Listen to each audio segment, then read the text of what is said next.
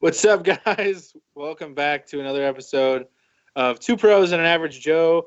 I'm your host, Brady Hanna. I'll be your below average Joe today, and joined by two pros, Paul.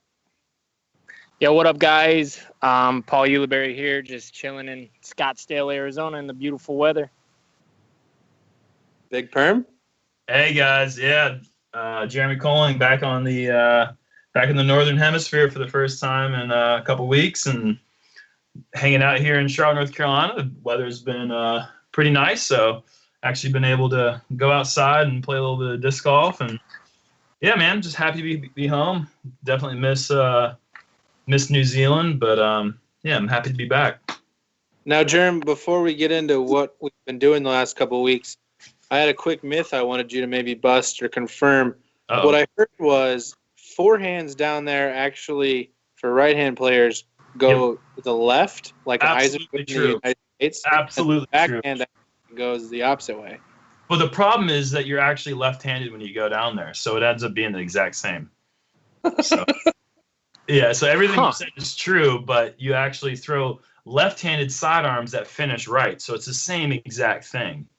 But Weird. It's just Wow. weird. Yeah, it's really weird. Yeah. And then like the other thing was that like normally I eat through my mouth, but down there it was the exact opposite. So I'm not gonna get too many details, but it was weird, very weird. Do you I don't think that- I'll be making a trip to New Zealand anytime soon. No, you absolutely should. Actually, it's one of the absolutely most breathtakingly gorgeous places I've ever been in my life. Absolutely, hands down. Just like you take a look around and you just think that it's just computer animated. It doesn't look real. It's just. Well, give us a description, like what kind of land and what kind of trees and stuff were you dealing with? Was it like hilly or flat? Well, New Zealand is like a really special place because it broke away from all other big land masses so long ago that it actually didn't develop any sort of natural predators. So there's nothing down there that can harm you. There's no like poisonous plants or spiders or snakes or wild, I don't know, cats like, mountain lions. I mean like big cats. You know what I'm talking about, like the scary kinds of tigers and stuff. Oh, yeah. No pumas or bears. I mean, it's just like down there everything is just like soft and fluffy. It's just really nice. And but like when I flew in, I flew into Queenstown, New Zealand, which is known by many as being like the outdoor capital of the world. For a long time it was just like skiing because they have these incredible whitecaps and some really, really incredible skiing down there. But there's also a bunch of really beautiful lakes. And so they have a lot of rowing and rock climbing and hiking. And like, if you're into that kind of stuff, that's just a dream destination. And like I said, just the scenery, it was just picturesque. I mean, you look at, one of the ways that I arrived into where the tournament was, which is actually in a place called Paradise, fittingly enough. I took a jet boat into town.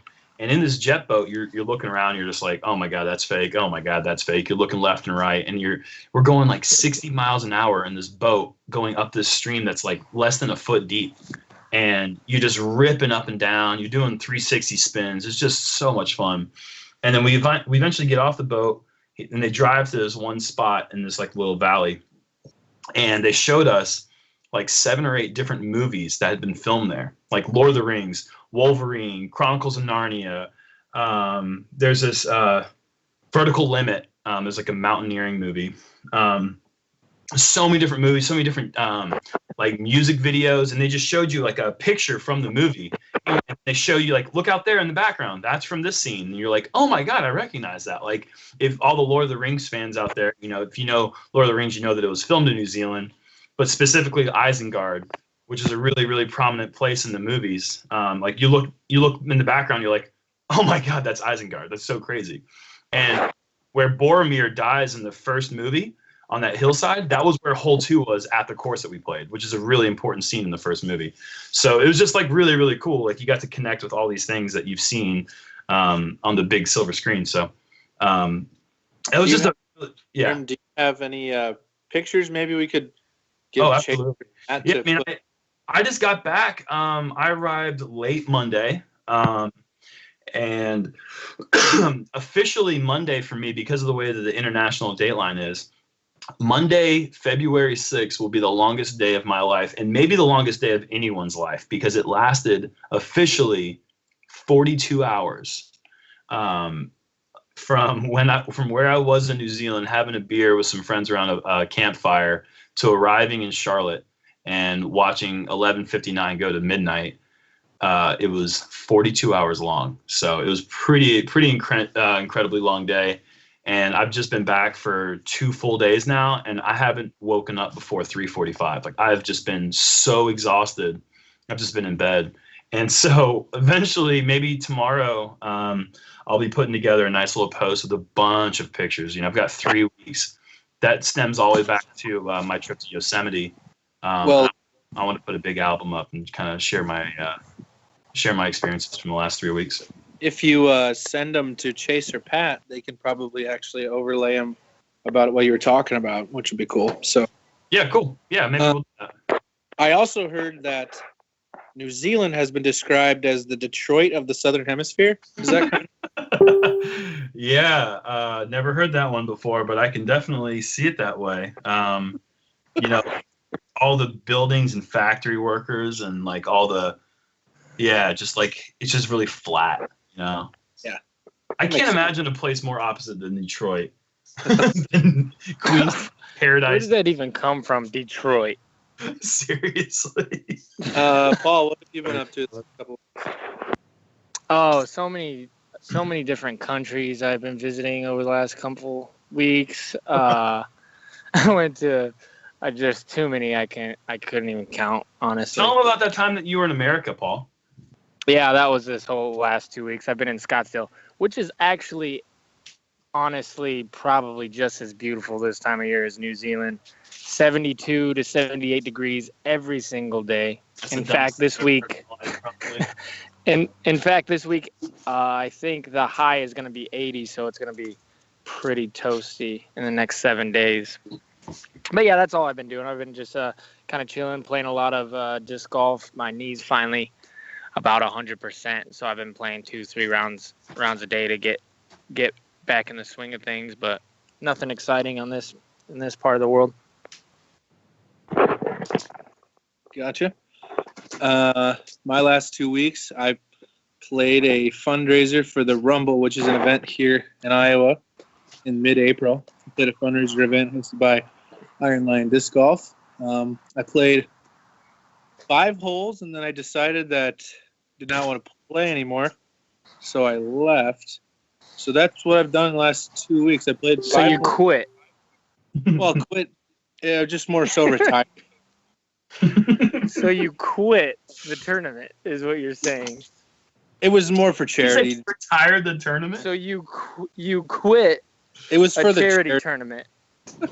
You quit for the charity?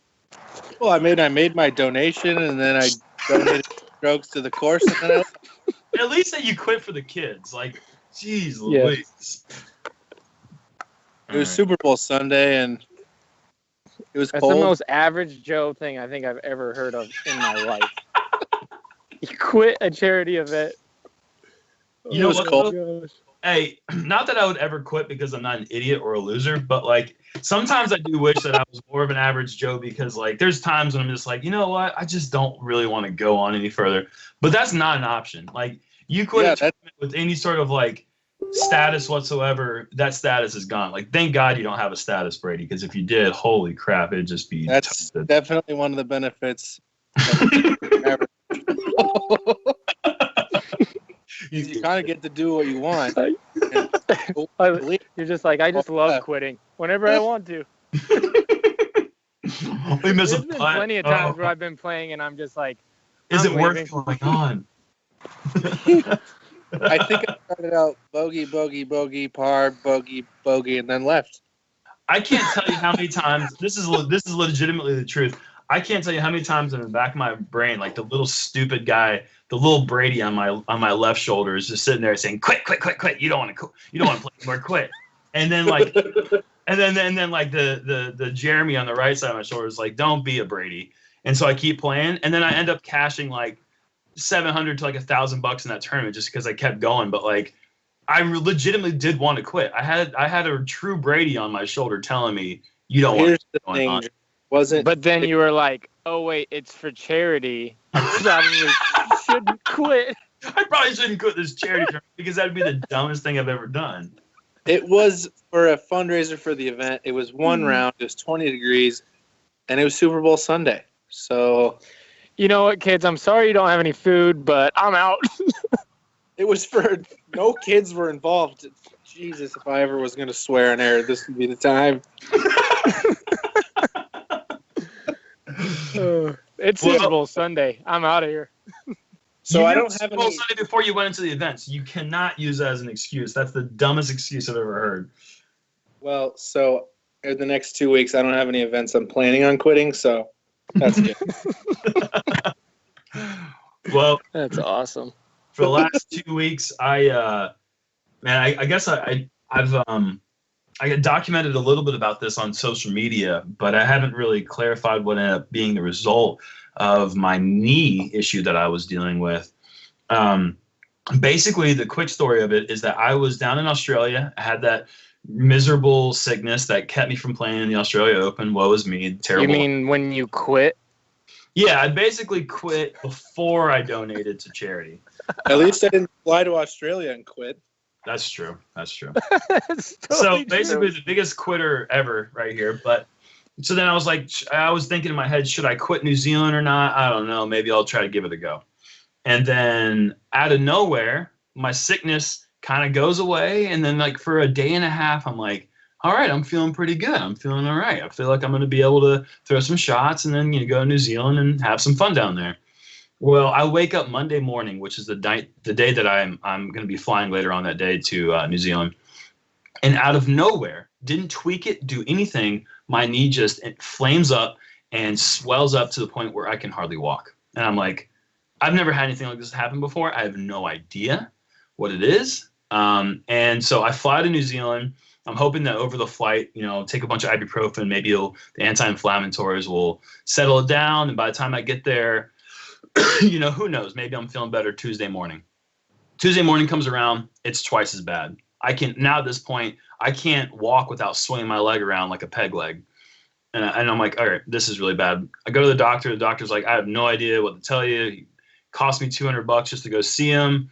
And then he offers me a $50 prescription to something that'll help me. I'm like, oh, cool. So I go to the prescription place, to the pharmacy, and they're like, yeah, here's a medication for ibuprofen. I'm like, that cost me $50, really? Seriously? All right, sweet, thank you.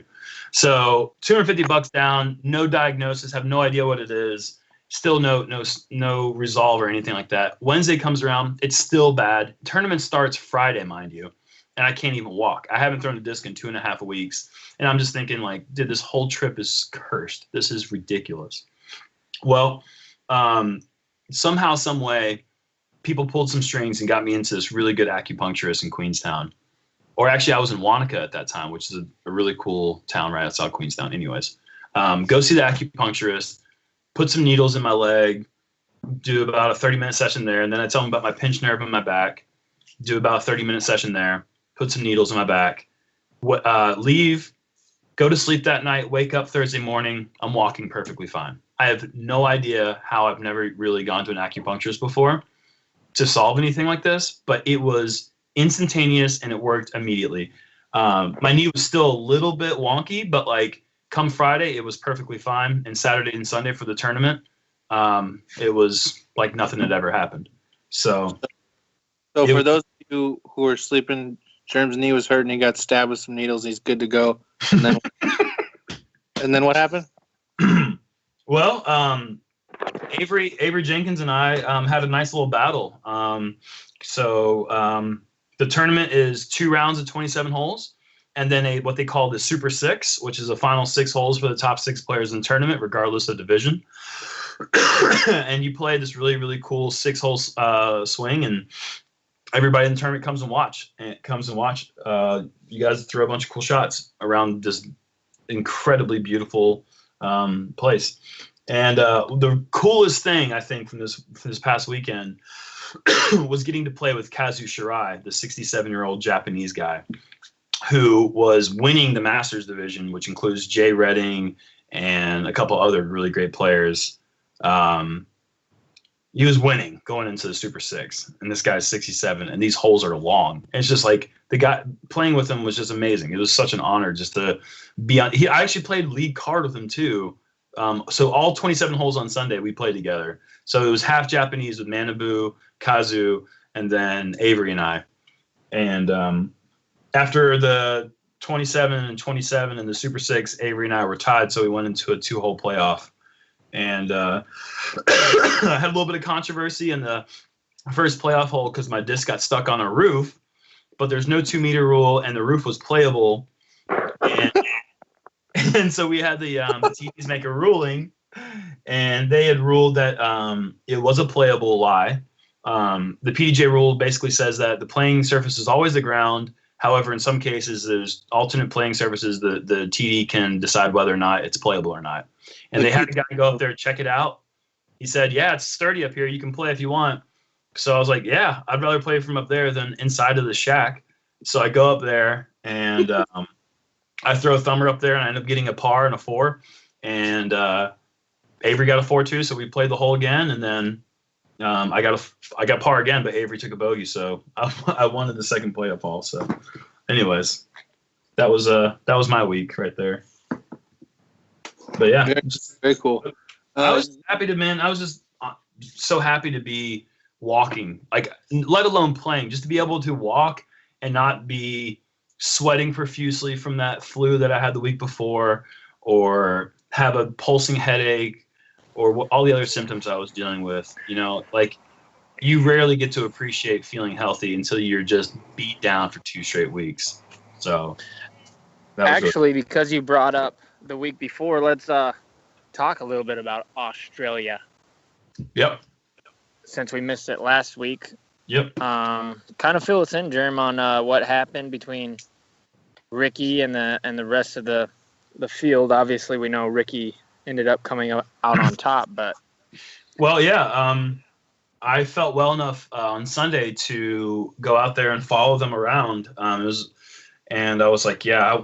I specifically went out there. Like, I love Rick. You know, he's my boy. But like, I went out there to watch Eagle win his first major. I mean, I knew how that course was playing, and I saw the way Eagle was playing it, and I was just like convinced that he had the poise, especially from what he had learned from his experience at USDGC, that he wasn't going to let that pressure get to him this time. And so I specifically went out there to watch Eagle win his first major because it seemed like the stars were aligned for him. Anyways, I meet up with him on the 6th hole, and at that point, I think Ricky had 1 par, and Eagle maybe had 2 of them. But for the next like hour and a half, him, Manabu, and Eagle birdied the rest of the holes that I saw up until like hole 15 or whatever. Like, it was unbelievable. Like, they were just playing perfect. And I mean, when you see scores like 17 down and 16 down that Rick shot, you got to think that this course is just super easy. I mean, if you know UC Maresma, you know the courses that he designs, you know that this course is not easy. Now, the one thing that I will say is that place is typically windy. According to all the locals, that place has always got a bunch of wind ripping up the fairways, which makes those holes much, much tougher, obviously. And it was really calm out there. It was hot, but the wind wasn't really blowing that much. So it made the course super shreddable. And, you know, obviously we saw that with Rick. But as much as Rick was just pursuing, birdieing every hole, making it look so easy and routine, Eagle was staying right there. And you know, he made a couple of 30-footers, you know, a couple clutch putts that were like, you know, we're going to see his nerves come out here. If he's ready for this moment, he'll make these putts. And he drained them with confidence. And I was like, yeah, like, that said a lot to me about where Eagle was. And, you know, come to hole 16, this 375-meter par 5, which is like over 1,200 feet.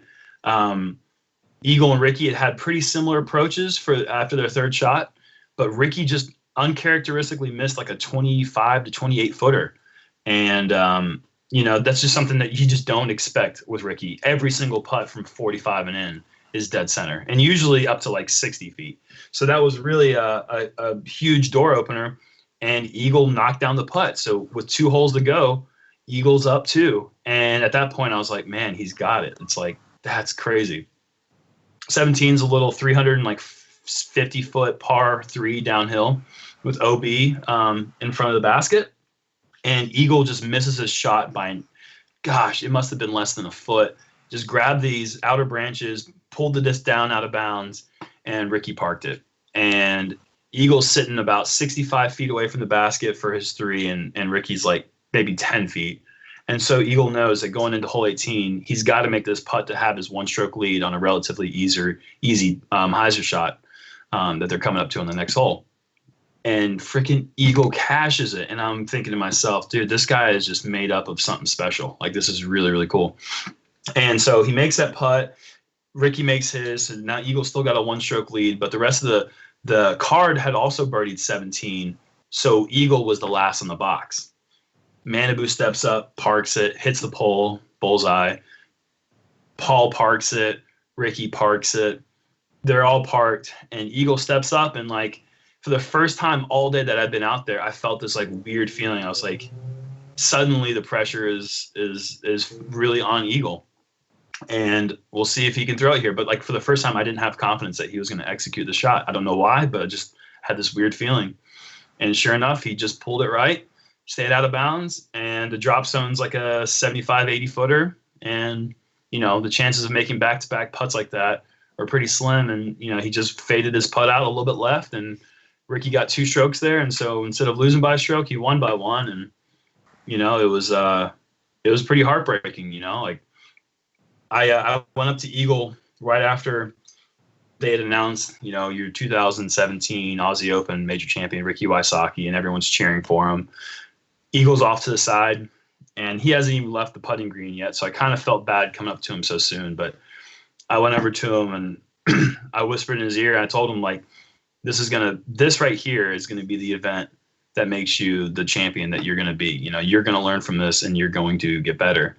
And, he just basically said, I appreciate it, but it's too soon to really think about. And I was like, yeah, you're right. So kind of let him have his moment, which, sucks. You don't want to see somebody have that moment, but, you got to really embrace that. You have to let that soak in. Yeah, it seemed like it was just an epic battle, even from where I was playing cards with some friends, and it was pretty late here, but I was watching live scoring, and I was telling our group, like, oh yeah, it's tied up going through there, and to see him with the 2-stroke lead, even from all the way across the world, I totally told even the people that I was with, I was like, there's no way he loses. He's got 2 with 2 to play, and mind you, I don't know how the course finishes. We're just watching live scoring or whatever. Right. But if I would have known that the last hole was kind of an island, that I wouldn't have thought that probably. But sure. And you don't want to say I ended up watching. Over. I also watched. Goes in, but it just still there was just this feeling in the air that it was his time. Right, and I also just for our listeners, if you want to watch it, they did an incredible job of filming it. Also, Spin TV, YouTube, 2017 Australia Open, and it's amazing footage, and that really doesn't probably give it justice on how good they actually played, but it's tough to do when you're playing that good to actually understand. It's really it's fascinating because we need the media to be out there to show the sport off so people can see it. And appreciate it. But at the same time, when people are out there shooting so amazingly perfect, when Ricky's out there shooting 17, 16 down, it makes it look so easy. It's hard to really even appreciate how not easy it really is. I mean, right. Making the game look so routine is just such a special thing, but man, it really kind of devalues how difficult it really, really is. Right. I saw some crazy stat that he shot out of the last 72 holes. He shot like 56 or 58 under par. Like, that's just ridiculous to think about. Like, that's a stat that just, like, blew my mind. I'm like, I've never gotten 56 birdies, I don't think, in a tournament.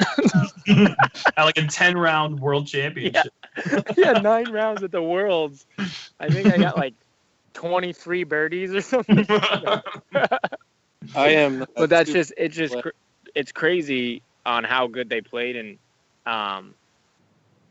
it seemed like Eagle took it well with some of his social media posts and stuff. It seems like he's learning from it, and I really hope he does. I mean, he's an amazing player, and he's got his head screwed on, his head is screwed on his shoulders correctly. I mean, that's the reason he is where he is right now, because the guy he knows how to. He reminds me a lot of like Jordan Spieth in that he's years above, mentally above where he should be. You know, he's playing at that level right now on a consistent basis that most people, hell, almost 99% of top touring players never really get to that level. So no, of course not. And to kind of put it into perspective too, like, it's not easy to close those tournaments out, especially when you're going against the best player in the world. I mean, Ricky had his problems for years of closing out the majors against Macbeth, and he finally broke through, but it's not easy. It is not an easy thing to do. I still haven't done it. Jerm, and you did it in October. I mean, kind of. But you know what I'm saying? You've won big tournaments, national tours and stuff, sure. And recently, and it's not an easy thing. The things that you have to do, like against Macbeth, you had to make an 80-footer on the last hole at Fountain to just push it into a playoff to beat him. You know, it's not an easy thing by any stretch of the imagination, especially when somebody's going 17 down on you. Like, what are you? I mean, the mental just to keep up with him as far as he did is extraordinary to me, especially for such a young kid. Blew my mind. I mean, he still shot, finishing with a par and a bogey on the last 2 holes. He still shot 53, which is the round that he shot first round when he got his 4-stroke lead on everyone. Actually, he only got 2 strokes on Manu, but he had 4 strokes on the person that eventually won the tournament. So, I mean, that round that he played was incredible. And he maintained pace all the way through. His only bogey of the round was on the last hole, which is just so tough to stomach that. But, I mean, he came out there, he prepared well, he had a great time on and off the course, and that's what you got to do to get yourself mentally right. You know, I've always found the most success for myself has been in times when I am totally comfortable. I have, I don't even need to play the course like 5 or 6 times, but if I feel like I'm comfortable with just like who I'm hanging out with that week, what I'm doing off the course, the kind of shots I'm throwing on the course when I'm practicing, as long as I feel like in a good place, I'm going to feel really confident going into that event. And I feel like Eagle had all that momentum going for him. It's just tough when you run into a player as dangerous and as explosive as Ricky is. But Brady, I believe you had a question from one of our fans, Bill Blasty, about what the difference is between. What was the question?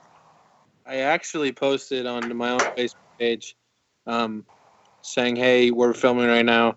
Throw me some questions." And I'm actually getting some good ones. And the first one I wanted to ask you, and what you were about to talk about, Jerm, was somebody actually asked this. It wasn't a made-up person. Riley Hanks wants to know, what is one thing that you guys think it takes to become a top-level pro, make that jump from 990 guy to, 1,000 plus or 1020, whatever you guys want to define as a... Same question. No, and the thing is, this actually came from a real person 4 minutes ago. So that's really funny. Oh, that's awesome. They must be brothers or something. Why don't we hear what you have to say about it, or maybe Brady, what do you think the difference is between a 700 rated guy and a 920 rated guy? How do you get there? No. I can tell you the difference I would imagine most people know who Brady is, or at least knows that he's actually a professional. So he's actually not as bad as we all think he is. He's actually a little bit better, but Not true. He's all right. Like he's like an average kind of player. No, but yeah, what would you say is what's your biggest shortcoming, and what do you see the difference between your play and somebody like Paul Ulibarri? Well, there's some serious differences between mine and Man Bun Guy, but the biggest for me, even jumping from 950 last season to, I would be 970 right now if I didn't have an 888, but that's another story. The biggest, I could have, if I didn't play really bad once, I would have. The difference jumping 15, 20 points for me from 950, solid advanced guy to the, lower level pro. I won 3 events last season. I had some success. Was just putting, just knowing that I was going to make most of my circle putts. And honestly, that difference was 20 points right there. I can't say I threw a ton better. I guess I added a pretty good forehand. I mean, I throw a lot better forehand, and then just putting. Like, I found different parts of the game that I didn't do particularly well, and I watched people who did it well. And then that was like, honestly, Jerm, when I sat down and watched your clinic at the Memorial last year, I learned a ton about forehands. Like, just in that hour listening to you talk, your forehand clinic, I went home and practiced it over the winter. And you mean 3 hours in a 3-hour clinic? He kept to an hour because we were going to go meet you at dinner. Remember? Oh, that's right. Yeah, you know what? A 3-hour clinic is not uncommon when I get into talking about sidearms. So when you get into talking, you mean? All right. So just for me was finding points in my game, and then trying to fill that hole, like kind of plug the sinking ship. For me was just plug little holes here and there, and eventually I started playing a little better. At one point I averaged 1,000 rated for a few weeks, which was great, and then I just practice and practice and practice. But I don't know personally what I need to do to get to 1,000 rated. I mean, I got some form things I know that need to be ironed out, things like that. But seeing guys who go from my rating to 1,000 or 1,020, it's just been they play almost every day. They're great putters, and their mental game is great. That's just what I see here in Iowa and the Midwest. I have a ton to add on this, but well, one of the things I wanted to say is that sometimes there's people like you that we're never going to get to 1,000, and one of the things you want to tell them is that when things aren't going well in a tournament, you should just quit every time. Like, never second guess yourself. Quit. Oh my God! Quit, even if it's a charity event. It doesn't matter. If it's a charity event, especially quit, because you never really want to win a charity event, because then you're going to be pissed off at how little you win. Another thing that I've been doing, since I know I'm going to probably suck for the next 5 years, was get back into slow pitch softball. Just some things that I'm not so bad at. Right. Oh my gosh. Involve yourself in something that you're better than people at, so you can remind yourself what it feels like to not be the worst in your division. That's okay. On a serious note, Brady, you're awful. I'll go into what will actually help people. I'm totally kidding. No, on a serious note, though, it's truly a debate. How to get better? What are the key ingredients of going from 900 to 920 to 950 to 990 to 1,000 plus? And you hit on a bunch of key points, Brady, with you have to be a better putter. Of course you do. But I think it even goes, in my opinion, above that. Like, how to truly progress. First of all, if you're like let's just say you're a 980 player and you're trying to get to 1,000, the biggest thing I see people do is they don't stick to their game. They try and do too much. They try and go out of their own game. And I've always said this. I feel like if I threw all sidearms on a course, that I could probably average 1,000 rated golf. But that's only because I know exactly what not to do. Exactly how to kind of pitch around a golf course with that game, because I know it so well, right? Mm-hmm. So I could kind of pick apart and pick when to go for stuff, when to lay up, make sure to get my pars here, maybe get a couple birdies in there, and I know I can shoot, 5 to 6 down every single time. But when you're talking about that 980 guy, he has the potential to shoot 1050. Yep. And so I feel like he's going for those shots over and over and over again to where you don't have to do that in order to be 1,000. You have to do what you do best, whatever it is. Maybe your strength is 300-foot straight shots. Then throw a bunch of 300-foot straight shots. As soon as you go out of your element, that's when things fall apart. I think that was one of the biggest steps for me was that, as a sidearm predominant player, as you play more tournaments, you realize, hey, they're not really throwing as many sidearms as I am, or I have never seen him throw a sidearm, and that guy beats me a lot. Like maybe I should stop throwing sidearms. And like, it was a confusing time for me when I was first starting because I wanted so badly to be a sponge of information, and I wanted to know what I had to do to compete with Michael Johansson, to compete with Brian Schweberger, like the great players that were killing it in North Carolina when I was first starting, and actually are still doing that.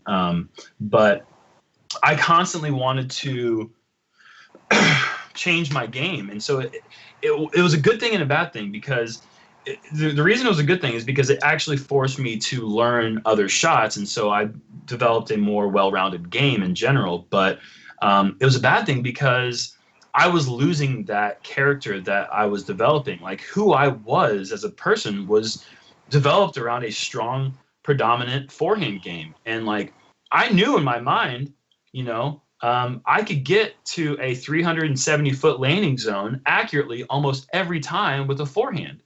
Why did I need to throw backhand to impress other people? And so once I kind of committed to that and I realized, hey, I'm not doing any bodily harm. My form is good enough that I'm not going to hurt my elbow. Yet I'm confident with this shot. I'm not confident with this shot. So I'm just going to throw like this, and I'm going to get to this point A, so that I can get to point B later, And once I started committing to that, all right. And once I started committing to that, it was like, yeah, everything started clicking. And but that's a great point. You have to be focused on what you're good at and practice other things, be well-rounded, but be cognizant of your style and focus on that. Yep, very good. And what do you think even further? What's the step from going from being a good local pro 1,000 rated player to be able to compete everywhere in the world? Now that's a whole different ballgame. Now you're getting into, like for example, I can come out of Arizona and be the best player out of Arizona, but guess what? I'm going to be competing against the best player from California, the same person. I'm going to be competing against the best person from North Carolina, and I'm going to be competing against the other 5 who are chasing that guy. Yeah, exactly. I'm going to be competing against the other 5 who are trying to catch Michael Johansson. Right. So now you have all these great players. Now what is going to bring you over the top? I think. Oh yeah. What do you think? I think it's just pure confidence. I think you have to know you can do it, and that's easier said than done. Way easier said. But it's easier said than done. But that's what separates the best players in the world from the other, 10 rated players is when you step on the course, for some reason I know I'm going to beat that person. Well, I believe it, and then you start it. But how do you get to that point? Those players who are in that transitional period need to understand that the players who have broken through, your Macbeths, Wysocki's, Ulibarris, etc., these players that have been doing it for a long time and proven themselves had that same stage. We were at that stage where we doubted ourselves too. I don't know if you, Paul, you might be the most cocky person I've ever met in my life, but I'm sure you've had confident. Your own doubts. I like to say confident. Yeah, well, whatever you want to say to make yourself feel better, and you always have. But we have our doubts. When we step up the shots, there's times when we aren't 100% confident. But when it comes time to actually throw in a shot, there is a certain amount of commitment that maybe separates us. Like when it's time to throw this shot, all those doubts have to be wiped clear, and it's got to be 100% commitment. And I think that that's kind of like, certainly when you're coming up, and you haven't proven yourself yet amongst the ranks, you think, what do I have to do? Well, honestly, one of the biggest things I think you have to do is be patient. Like, I think that your experience over time pays so many dividends. Like, when I hear people come up to me and say, "Hey man, I've been playing for 2 years and I'm really developing fast," and like I can see that excitement, and hell, I can see their skill too. And they say things like, in 1 year I want to be doing what you and what Paul are doing. And I kind of think to myself, I'm like, I mean, that's great. I love your ambition and I like that you're shooting for the stars. Don't stop that. But in the back of my mind, I'm like, you also have to pay respect to the fact that it's been a process. For Paul, it's probably been 15 years or 14 years. For me, it's been almost 11. There's a reason why it takes time. You make mistakes, you learn from it, like Eagle's doing right now. He's making mistakes in certain times. And instead of going home and just being upset about it, he gets on social media, he addresses it, he mans up to it. And you know what? Next time he's going to be stronger and better because of it. And Yeah, and there's I know that there's I've one had thing my own to failures at the go end ahead. of tournaments, and I know Paul's had his failures at the end of tournaments, but those are all learning experiences. And that if you don't have those, you can't even appreciate what you have when you get to the top. So it's really important that you're patient and you can learn from mistakes. Absolutely.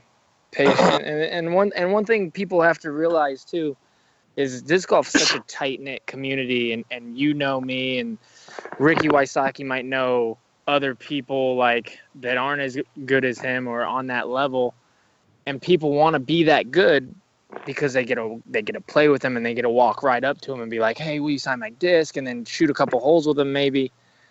But you got to realize that we're the best in the world on the planet. That it's not easy to get there. Otherwise, everybody would do it. It's not an easy thing at all. And it's a bunch of key ingredients. You have to practice, like Brady said, absolutely practice. But you also have to take breaks. You have to be confident, but you also have to be humble and you have to accept your losses. I think one of the biggest things that I see the difference between being a good, solid player, 1,010 rated, and then to get to that elite top 10 in the world category is it's mental. It's being able to, instead of getting 4 birdies in a row, you get 12. That's something that's very rare. Like, how many times have you ever played with anybody and they got 12 birdies in a row? It doesn't happen often. But sometimes that's what it takes to close out a tournament. Am I right, Jerm? Yeah, absolutely. I mean, you just have to. Right. Absolutely. And so it's mental. It's belief in yourself. It's the practice and everything coming in the middle and meeting at the perfect time. And then once you do it, you realize, wow, that actually wasn't that hard. Yeah. It when things click for you, when things are moving along and you're playing well.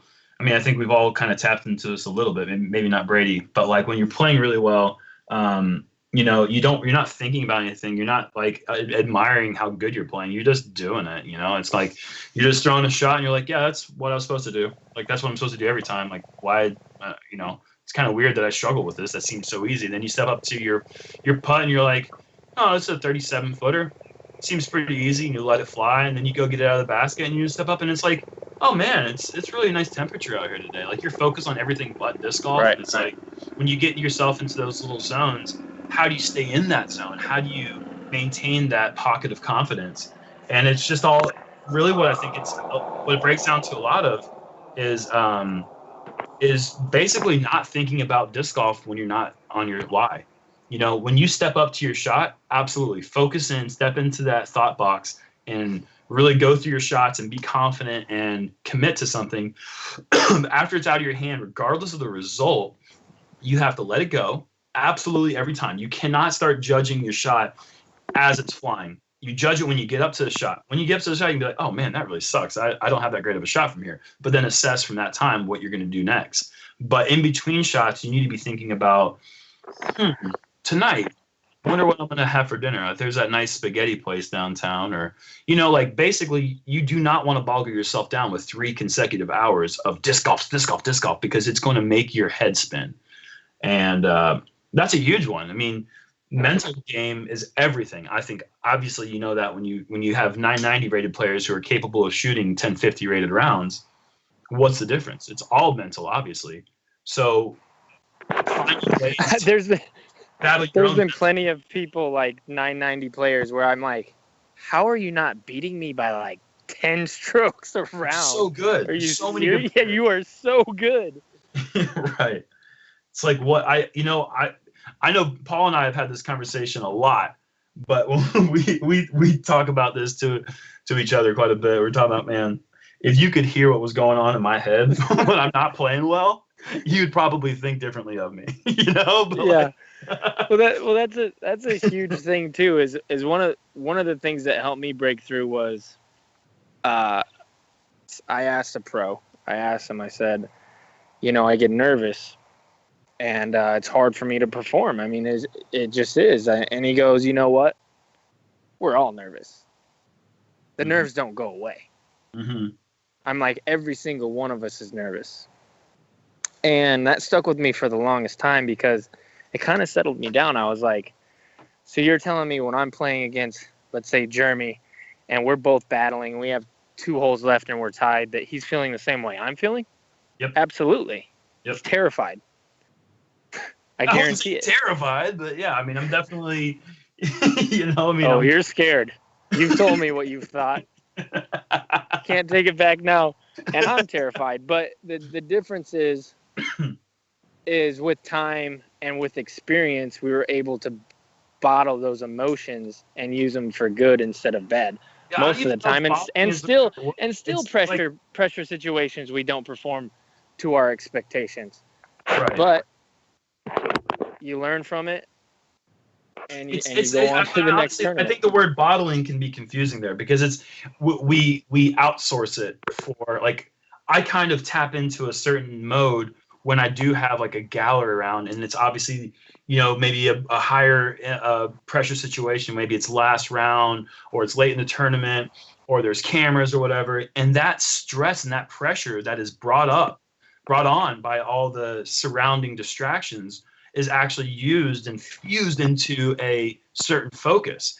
And some people just have struggled with that because they're nervous. Oh, God, if I mess up here, people are going to see it and they're not going to think I'm a good disc golfer, or they're going to judge me on this or whatever. And as soon as you can remove that fear of judgment and you can just say, hey, man, I'm going to go out there and I'm going to do what I do.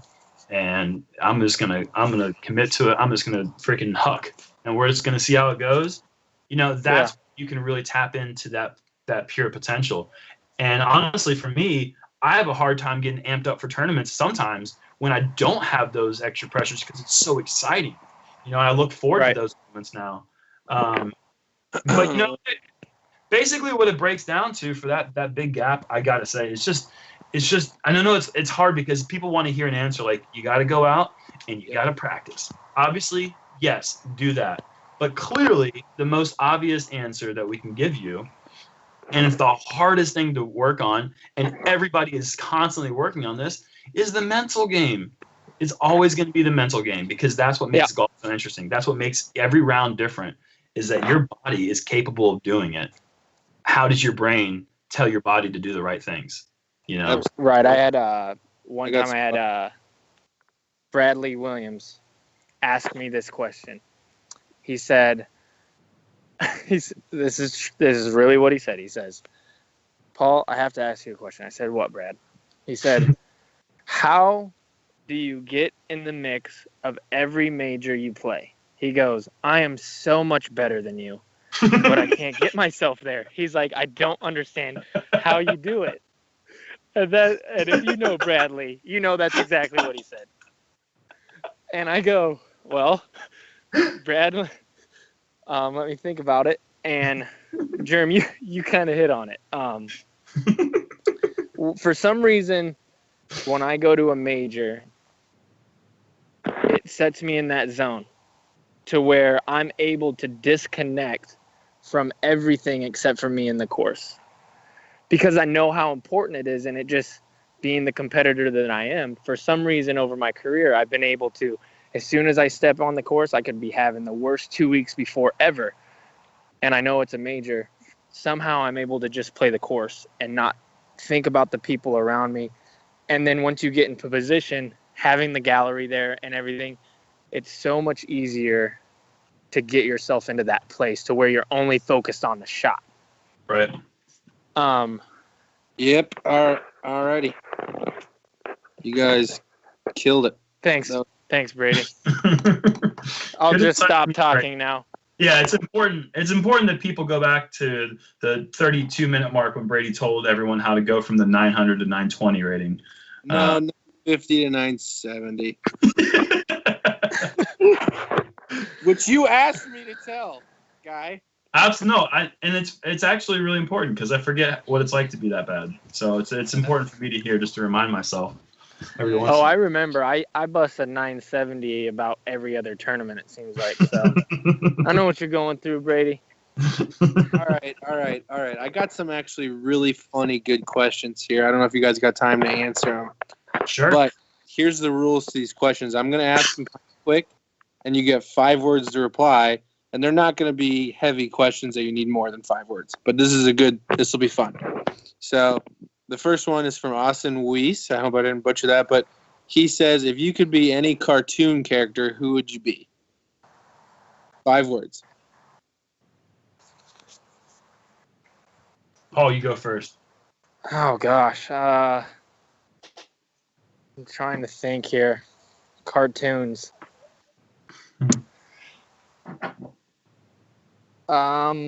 That's 5 words. All right, I'll go. Yeah, go ahead. All right. I just made him up. He's the Dr. Wysocki, the putting machine. Dr. Wysocki. That was like 10 words. Dr. Wysocki is 2 words. Dr. Wysocki, the putting genius. I would not trust Dr. Wysocki with anything. I don't know. I don't watch cartoons, man. I'm 28. Next question. Watch. This is from David Hogstead. Are either of you planning to play in Iowa this year at all? We have 4 A tiers coming. And is Paul going to do the Rumble again to defend his title? I am going to do the Rumble this year, I believe. And I think I would be and I think I'd be the Tasmanian Devil. You can't go back. You've already given up. All right, Jerm. No, I got it. Or are you gonna fail on the Rumble again? What's the deal? Well, this year this is gonna be 5 words, so just deal with 5 it. words. You got 5 words. Don't know about Rumble, but like to go. You know what? I've always wanted to go to Des Moines. I would love to check out Des Moines. I want to see the courses. I've heard amazing things. I'd like to get out there and check that out. And I'd like to come back to the Rumble if it makes sense. Jay Greenwood does a great job at Des Moines Challenge, and it's actually on a pretty favorable date. So maybe we'll see you. Yeah. But I know you got that whole can't play 2 weeks in a row thing. No, this year is different. Austin Turner and I are hitting the road hard. We're going to be all right. Well, hopefully we'll see you. Here's a great question from Kyle Webster, and it's got 18 likes in 30 minutes, so it's amazing. When is this going to end, this episode? No. Okay. This can be the last one if you've got to get back to cactuses and stuff. All right. Paul and Jerm have both now played for Discraft, Prodigy, and Innova. If they had to choose one disc from each company for a 3-disc round, which discs are you choosing? And you can have 15 words. Okay, I would choose. It's like a tricky question. I'm trying to think if I could get fired for this. So I would use the. If I had to. Of course. I have a gun here, and you have to use it. I would use the We can M2 from bleep it out. Prodigy. That's my favorite. That's my favorite disc from Prodigy. While I was throwing Discraft, I really enjoyed throwing the Zone. And when I was with Innova, my favorite disc at the time was the Eagle. Okay. I wish so- we could choose 2 molds of each company because No, it's one. I get it. Get one in 15 words. Okay, so I'm with Paul. The Zone I think is the best disc ever made for that style of shot of all time. Oh, good. And I think that the Zone would be in the bag. I guess I'd have to putt with it because other discs are not putters. So I would probably choose the D2, perhaps. It's tough because I think the D2 and the Destroyer are both 2 of the best distance drivers ever made. But if I'm going to choose something from Prodigy, I'm guessing I'm going to go with the blue D2s, the 400G D2s. And then from Innova, gosh, I don't know if it'd be a Thunderbird or a Firebird. I'll say Thunderbird. Start. Okay. Oh, wow. Now, this one could get contentious, and I will break the tie if there is a tie here. But between the 2 of you, who would win in one-on-one basketball? Half court. That's a stupid question. I'd smoke Paul every time. And Paul? It wouldn't even be close. I'd destroy Jerm. Paul literally shoots more shots from half court than Stephen Curry, and he's about 1 out of every, I don't know, week if he plays every day. Okay, so I'll break the You've tie lost here. your mind. I'll break the tie here. I think if Jerm is going with the line drive jump shot, Oh my Paul- God! I'm not going to shoot jump shots. I'm going to take Paul it easy might- on it. because he's out of shape as well. But if Jerm's jumper's on, I don't know. I gotta Brady, go. You've seen me play basketball when I literally couldn't jump 2 feet, a foot off the ground. So my line drive jumper was just, my body. Oh, dude, I'm so mad at you right now. How And could the you? other time I saw you play basketball, you puked at half court. So I'm just saying. That's Just the- running 2 half court, you puked. That far. 1 half court No, run. Were you not with me when I ended that guy's life though? No, I wasn't with you. You murdered someone. Well, I mean, I murdered him by jumping over him. All right, Vince Carter. Anyway, moving on. All right, sorry. Who wins game of putt-putt between the 3 of us? Oh, We wow. already know this answer. I'm gonna say Paul. I would beat Paul 3 times out of 10. I don't know, man. I've actually been pretty good at putt-putt in my life, but I'm gonna say consistently, if we're gonna play 10 rounds, I'm gonna say Paul's gonna beat me 7 times, but I'll get 3, and then Brady will just be keeping score for us. I would He'll most be likely carrying our beat putters. Paul.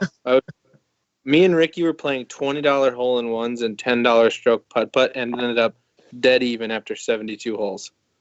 Oh my God! It was insane at GBO Worlds or at Worlds this year. That's what we were doing. That's How what about Ricky was bocce? doing. How about we talk about bocce golf, the game that I smoked you at, and you kept making up stupid rules to make it more even for yourself because you couldn't compete with me, Brady. Bocce golf? I don't remember playing bocce golf with you. At the Memorial last year, when we were throwing golf balls at things. Oh, that's not bocce golf.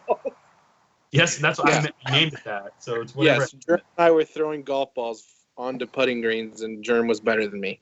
Do we have any other questions? Because these questions, I mean, are obvious. I'm going to beat you guys at everything we do. Oh gosh. No. And the other questions I fear would at least take 45 minutes for Jerm to answer, so we'll probably have to wait. Well, it's good because you never have content prepared for the show anyway. So we'll use these questions next week. If you did answer, We're like, we really we appreciate don't it. really have any questions this week, so Jerm, could you talk about boxes? Like plastic boxes. Oh, sure. 1 hour later. Jerm, I got to write a 5-page paper. Could you fill for a little bit? Could you just talk about something so I can just type what you say for 10 minutes? Politicians have Oh. hired to filibuster for them. You know what? Oh my gosh. You need people like me. So you're welcome. You're I welcome. do have one quick thing. I want to do a quick plug here. I've been fundraising for my series of events in Iowa called the Iowa Cup, and the state of Iowa and Discraft has come together to raise almost $6,000 for these 12 events, and it's going to be pretty cool. And I'm pretty impressed with Iowa disc golf scene. In the last 2 days, I've sold 8 title sponsorships to all the tournaments, so I was pretty impressed. That's a huge Iowa shout out. Yep. I don't do it often. I'm Good very stuff. appreciative. So Hey, man. Absolutely. that's all I have for this week. You guys got anything? Yeah, I just want to say, if you haven't already, follow me on Instagram. My tag is Big Jerm DG, as in disc golf. Always try to stay up to date with what I'm doing there. About to head out to Vegas in a week and a day on next Friday. So going to be heading out west, starting the tour with Austin Turner. We're both super, super excited. And, like I said before, if you ever see us out on the road, you want to get a drink somewhere, just, come say hi and we'll have a chat.